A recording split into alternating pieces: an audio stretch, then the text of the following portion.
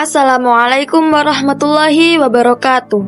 Hai teman-teman semua, perkenalkan nama saya Diana Tikotus Salma dari NIM 24110101049 dari Fakultas Tarbiyah dan Ilmu Keguruan, Prodi Pendidikan Agama Islam. Baik, saya akan menjelaskan materi mengenai tentang posisi agama dalam pengertian Pancasila. Materi yang pertama adalah mengenai tentang hakikat agama. Kata agama berasal dari bahasa Sanskerta A yang berarti tidak dan gam yang berarti kacau. Makna dari tidak kacau yaitu bahwa agama mengandung unsur-unsur kedamaian, kesejahteraan, toleransi, kerukunan, dan keamanan. Agama mencakup dua aspek dalam hubungannya. Yang pertama adalah hubungan manusia dengan Tuhannya, dan yang kedua, hubungan manusia dengan manusia lainnya. Agama mengatur kepercayaan dan hubungan manusia dengan Tuhannya, serta keyakinan yang kuat diyakini dengan menjalankan segala perintah Tuhan dan menjauhi segala larangannya. Agama mengandung unsur penghambaan dan penyerahan diri sepenuhnya kepada Tuhan yang diyakini sebagai pemilik jiwa dan raganya. Dengan keyakinan terhadap Tuhan, agama dapat menciptakan rasa spiritualitas dalam beribadah. Ibadah kepada Tuhan dengan tujuan mendekatkan diri kepada Sang Pencipta yang memiliki jiwa dan raga kita. Tujuan pengibadatan ini adalah mendekatkan diri kepada Sang Pencipta, dan barang siapa setiap manusia yang selalu berusaha untuk mendekatkan diri kepada Tuhannya, dia akan mendapatkan pahala atau ganjaran yang dapat mempermudah kehidupannya dari Tuhannya. Agama dapat disebut sebagai nilai-nilai kepercayaan yang dianut oleh masyarakat yang di dalamnya mengandung aturan-aturan untuk kerukunan umat. Aturan dalam setiap agama hanya berbeda dalam aspek peribadatan dan keyakinan saja. Untuk aspek kehidupan sosial, seluruh agama memiliki keyakinan yang sama dengan cara dan tujuan yang sama. Istilah kerukunan umat beragama, yakni dengan sikap saling menghargai dan meninggikan rasa toleransi serta memperkuat rasa persatuan dan kesatuan. Rasa kesatuan dan persatuan dapat menciptakan kehidupan berbangsa dan bernegara yang rukun dan tentram. Apabila suatu negara memiliki masyarakat yang sangat menjunjung tinggi nilai kesatuan dan persatuan, negara tersebut tidak lepas dengan nilai-nilai yang terkandung dalam ajaran agama. Hakikat agama bukan hanya sekedar kumpulan aturan atau ritual untuk beribadah, namun sebuah pengamalan yang dapat membentuk jati diri dan tindakan manusia. Tindakan manusia yang mencerminkan perilaku agama adalah perilaku yang paling ideal dan menjadikan kehidupan yang paling dicita-citakan bersama. Ajaran agama adalah pedoman hidup dan dapat menjadi dasar kehidupan oleh setiap warga bangsa yang dikembangkan menjadi ideologi dasar negara Pancasila. Selanjutnya adalah materi mengenai tentang fungsi agama. Agama sebagai pedoman hidup masyarakat di Indonesia. Ajaran agama memiliki berbagai fungsi dalam aspek kehidupan. Agama berperan penting dalam kehidupan bermasyarakat, bersosial, dan bernegara. Ajaran agama menjadi pandangan untuk pedoman hidup, memiliki beberapa ajaran seperti kerukunan. Kerukunan antar masyarakat sangat berpengaruh dalam menjaga kedamaian dan ketentraman dalam bangsa. Nilai-nilai yang diajarkan oleh agama adalah nilai-nilai yang dibutuhkan oleh masyarakat berbangsa dan bernegara. Berikut adalah fungsi-fungsi agama dalam berbagai aspek. Yang pertama adalah aspek sosial. Agama memiliki fungsi pemersatu masyarakat. Agama menjadi alasan masyarakat berkumpul di hari-hari besar keagamaan. Tradisi keagamaan dapat mempererat hubungan antar masyarakat. Selanjutnya adalah fungsi agama dalam aspek moral dan etika. Agama mempunyai berbagai aturan-aturan yang mengandung moral dan etika yang benar. Agama mengandung aturan dalam membatasi perilaku yang bertujuan menjadikan manusia bermoral dan beretika. Istilah bermoral adalah seseorang yang bertingkah laku sesuai norma-norma yang berlaku di masyarakat. Aturan agama memberi batasan dengan mengajarkan sesuatu atau norma yang baik dan melarang dan mencegah dari norma atau sesuatu yang dianggap kurang baik dalam masyarakat. Selain menjadikan manusia bermoral, agama juga menjadikan manusia beretika. Beretika adalah perilaku baik dan tidak melanggar norma-norma yang berlaku di masyarakat. Bermoral dan beretika adalah dua hal yang berketerkaitan dan dapat menciptakan individu yang berakhlak baik. Dengan moral dan etika atau akhlak yang baik di dalam diri seseorang mampu membuat hubungan antar manusia lebih menghargai dan rukun. Selanjutnya adalah fungsi agama dalam aspek psikologis. Agama mengajarkan penganutnya memiliki tujuan hidup yang jelas. Menurut psikologis, agama dapat memberikan ketenangan batin dan memberikan makna hidup. Keyakinan yang kuat dan kokoh kepada Tuhan dan penyerahan diri sepenuhnya kepada Sang Pencipta membuat manusia tidak perlu memiliki rasa kekhawatiran yang berlebih dan menciptakan rasa ketenangan yang mendalam. Agama mampu menenangkan hati manusia yang mempercayainya. Seperti obat tanpa dosis, agama mampu mengobati penyakit yang terdapat di dalam hati. Seperti dalam agama Islam yang sering kita dengar ayat yang menyatakan bahwa hanya dengan mengingat Allah, hati menjadi tenang. Ayat tersebut menjelaskan bahwa hanya dengan mengingat Sang Pencipta, hati kita menjadi aman, damai, dan tentram. Selanjutnya adalah fungsi agama dalam aspek pendidikan. Agama mencakup segala pendidikan, baik formal maupun non-formal. Ajaran agama seluruhnya memiliki manfaat dan berdampak baik bagi kehidupan. Segala pendidikan keagamaan yang bersifat non-formal mampu membentuk karakter individu.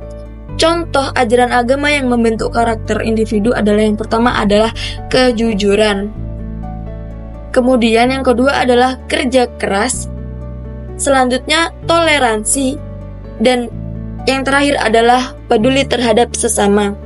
Sedangkan pendidikan agama dalam bentuk formal biasanya terdapat dalam pesantren.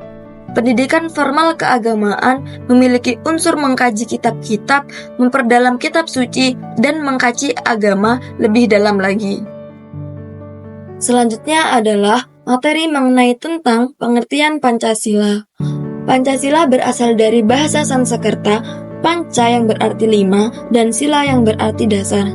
Arti 5 dasar dari bahasa Sanskerta yaitu Pancasila adalah 5 ideologi yang menjadi ideologi dasar Negara Kesatuan Republik Indonesia. Pancasila menjadi ideologi dasar negara karena mampu mencerminkan karakteristiknya menjadi dasar pijakan negara yang membuat berbagai sumber hukum dan aturan yang berlaku di Indonesia. Ideologi Pancasila adalah cita-cita warga negara dan anak bangsa yang teringkas dan terangkum menjadi 5 pokok dasar hukum di Indonesia.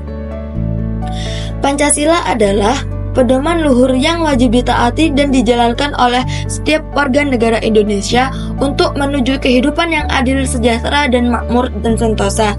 Ideologi Pancasila mengandung unsur kehidupan yang dicita-citakan oleh masyarakat karena mencakup segala aspek yang dapat menjadi pedoman dalam kehidupan sehari-hari. Nilai-nilai dasar Pancasila seperti ketuhanan, kemanusiaan, persatuan, kemusyawaratan, dan keadilan bersifat universal dan objektif.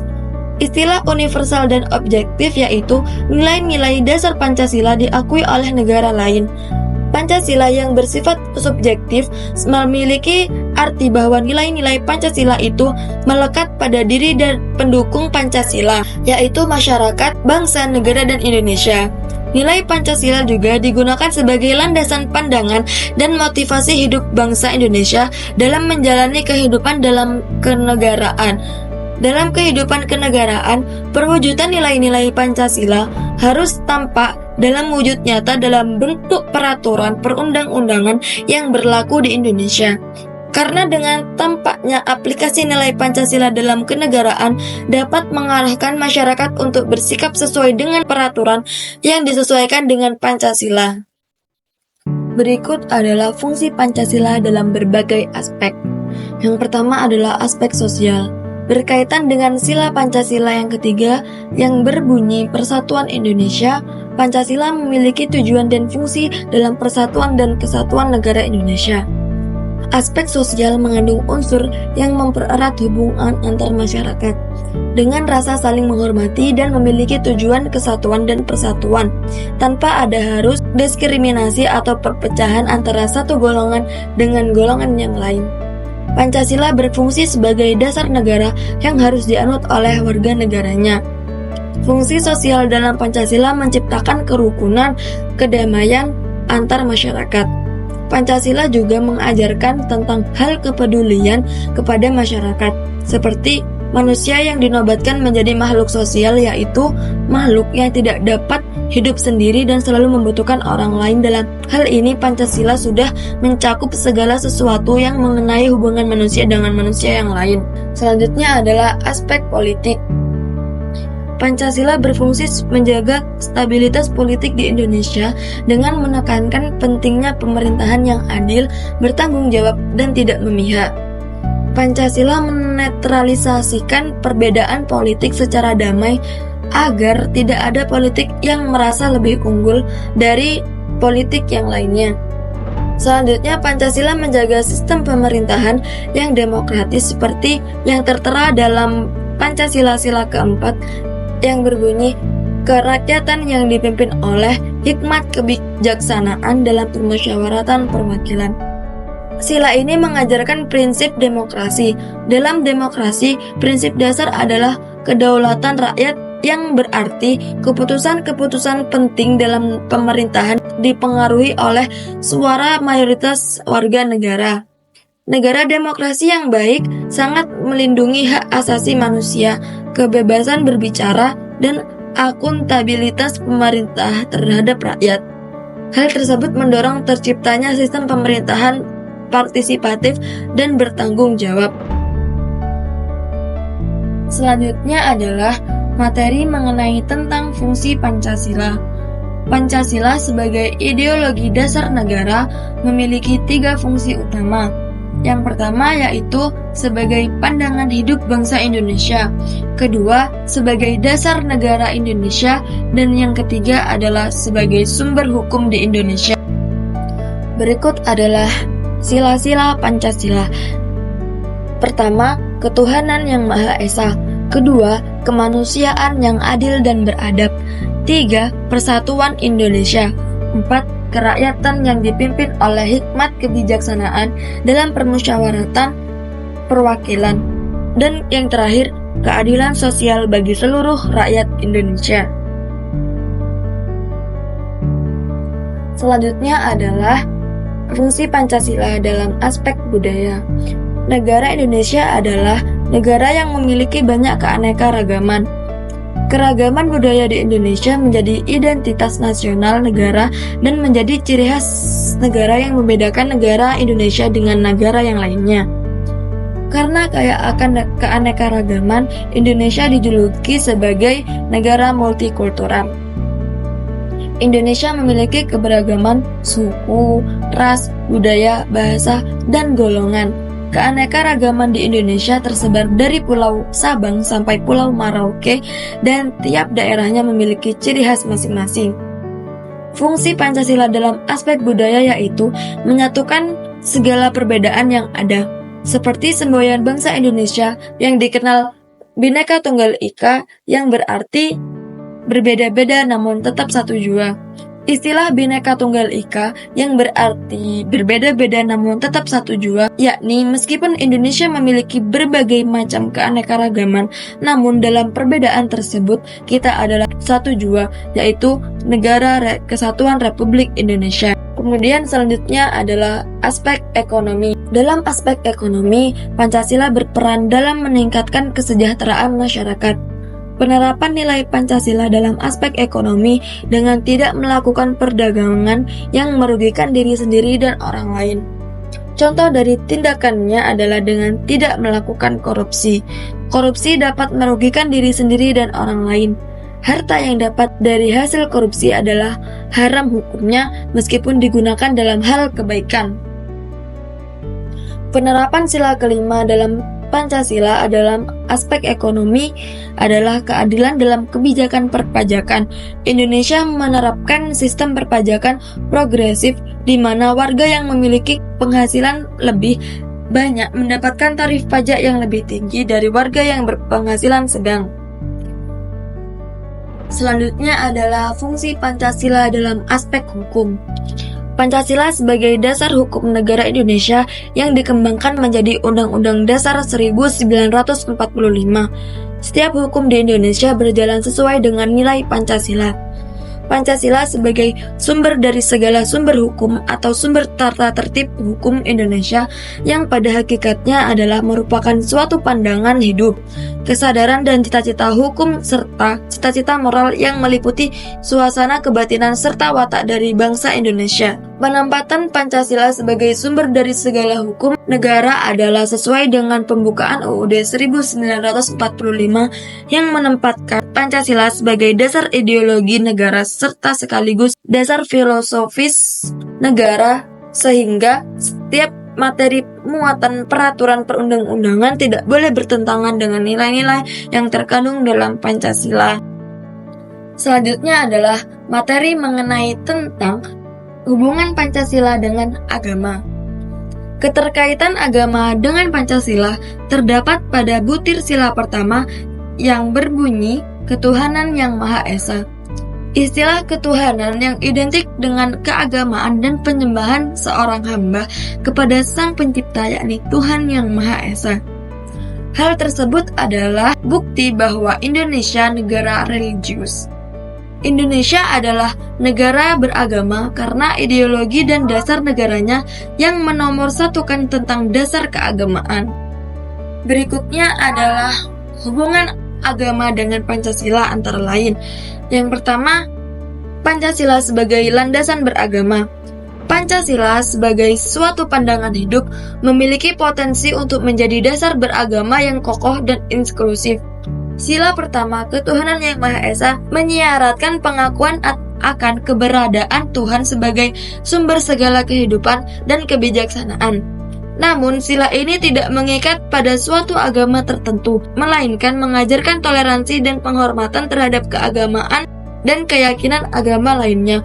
Oleh karena itu, berpancasila dalam konteks beragama adalah menerima keberagaman dan mengakui bahwa ketaatan pada agama masing-masing merupakan hak asasi yang harus dihormati. Selanjutnya adalah Pancasila sebagai jembatan peragama. Pancasila dalam sila ketiga yang memiliki makna menjaga persatuan dan kesatuan Indonesia dengan memajukan dan mempererat hubungan dengan setiap manusia. Fungsi Pancasila menjadi jembatan beragama adalah dengan menghilangkan perbedaan agama di Indonesia. Upaya Pancasila untuk menjaga persatuan dan kesatuan dalam beragama dengan mengadakan dialog antar agama yang kemudian menjadi wadah untuk saling memahami dan menghormati perbedaan-perbedaan antar tiap agama. Pancasila menjadikan agama sebagai landasan pokok karena ajarannya mencakup sebagian nilai-nilai kehidupan yang menjadi norma-norma dan meningkatkan moral manusia. Selanjutnya adalah materi mengenai tentang implementasi dan penerapan agama dalam Pancasila. Pada perkembangan zaman, banyak masyarakat yang melestarikan ajaran agama tradisional untuk mempererat tali persaudaraan dalam kehidupan sosial. banyak ditemukan berbagai perilaku dan tradisi masyarakat tradisional yang masih melestarikan ajaran-ajaran agama yang terdapat dalam sila pertama untuk bermasyarakat dan bermusyawarah, yang merupakan penerapan dari sila Pancasila keempat yang berbunyi kerakyatan yang dipimpin oleh hikmat kebijaksanaan dalam permusyawaratan perwakilan. Dalam konteks global, integrasi Pancasila dan moderasi beragama menjadikan Indonesia sebagai contoh yang menginspirasi bagi negara-negara lain yang juga dihadapkan pada tantangan keberagaman. Keberhasilan Indonesia dalam mempertahankan persatuan dan memajukan kesejahteraan bersama dapat menjadi model bagi negara-negara lain yang berusaha mencapai stabilitas dan kemajuan di tengah kompleksitas keberagaman mereka sendiri. Sebagai pemersatu untuk Indonesia maju, Pancasila dan moderasi beragama bukan hanya sekedar konsep, tetapi juga merupakan komitmen nyata untuk membangun masyarakat yang harmonis, adil, dan sejahtera. Melalui integrasi nilai-nilai ini, Indonesia bergerak maju menuju masa depan yang lebih cerah dan bermakna untuk seluruh masyarakatnya.